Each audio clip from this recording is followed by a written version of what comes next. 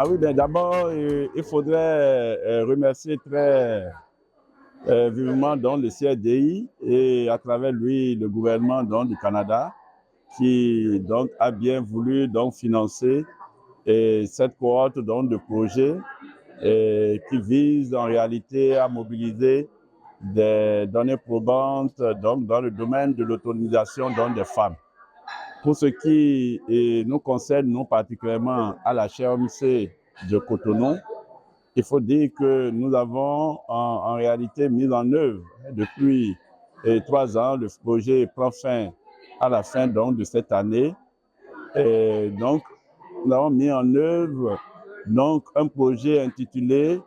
Impact de l'introduction donc, de Game Cooker sur l'autonomisation économique donc, des femmes donc, au Bénin, perspective de mise en œuvre. Alors, Game Cooker, en réalité, est une technologie donc, de cuisson améliorée qui a été donc inventée par une start-up donc, béninoise et qui a d'ailleurs donc eu le premier prix du concours d'excellence donc, de la conférence des ministres de la jeunesse, du sport, donc de la francophonie. Et donc, tout le projet donc, a tourné autour donc, de cette technologie-là. L'objectif, en réalité, est de voir comment cette technologie de cuisson améliorée peut permettre, en fait, donc, de réduire le temps que nos mamans donc, passent, en réalité, dans les activités non rémunérées. Et voir ensuite comment les gains de temps que cela permet peuvent être donc redistribués en vue donc de pouvoir saisir des opportunités en matière donc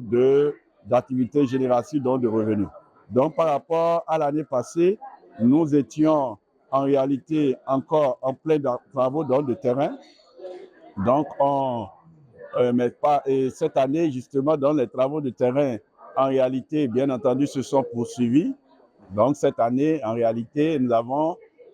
donc collecté les données expérimentales 1 an après avoir donc mis à disposition 250 foyers améliorés donc du type Game Cooker à la disposition donc des femmes, hein, donc d'un sous-groupe donc de femmes bénéficiaires donc du projet.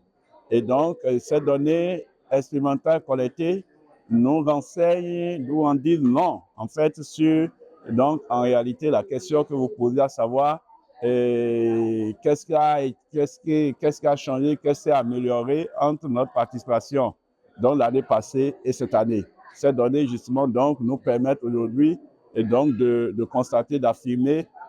sans détour que donc, la technologie, justement, donc, a permis aux femmes donc, de réduire le temps qu'elles passent justement donc, aux activités donc, non rémunérées. Le gain de temps est ainsi gagné et donc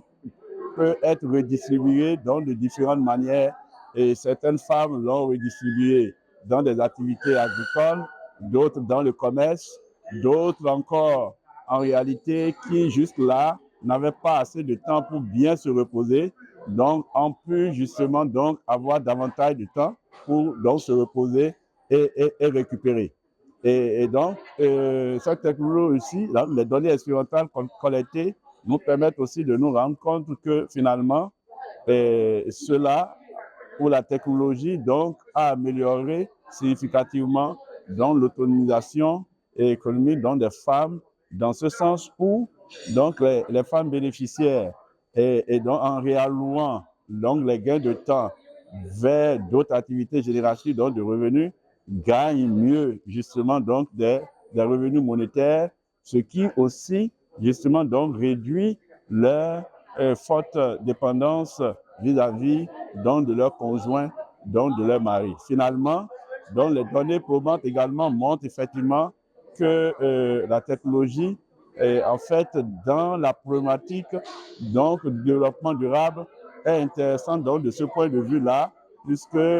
donc ces données nous montrent finalement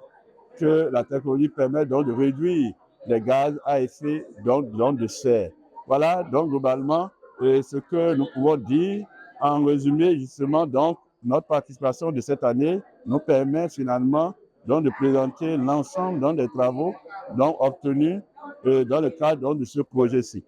Oui, en termes donc, de perspective, il faut dire par exemple que ce projet a été implémenté dans deux provinces du Bénin sur 12 et dans 5 communes du Bénin sur 77. Donc, vous voyez justement donc, en termes de représentativité, donc, le compte n'y est véritablement donc pas. Et donc, en termes donc, de perspective, c'est de voir donc, comment, en réalité, au regard donc, de ces données-ci, donc non seulement vous saisir donc, les opportunités qui permettent donc de financer la construction ou bien en fait l'accès, si vous voulez, de subventionner l'accès à cette technologie à un grand nombre donc, de ménages, d'accord, mais aussi et surtout en réalité poursuivre donc, le travail donc, je dirais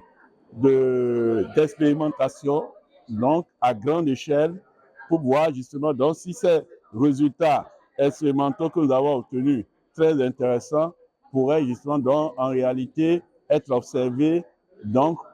partout à travers le Bénin et au-delà du Bénin donc dans la sous-région. Cela justement donc permettra véritablement donc dans une phase ultérieure d'aller véritablement donc à la mise en œuvre à grande échelle donc de cette technologie.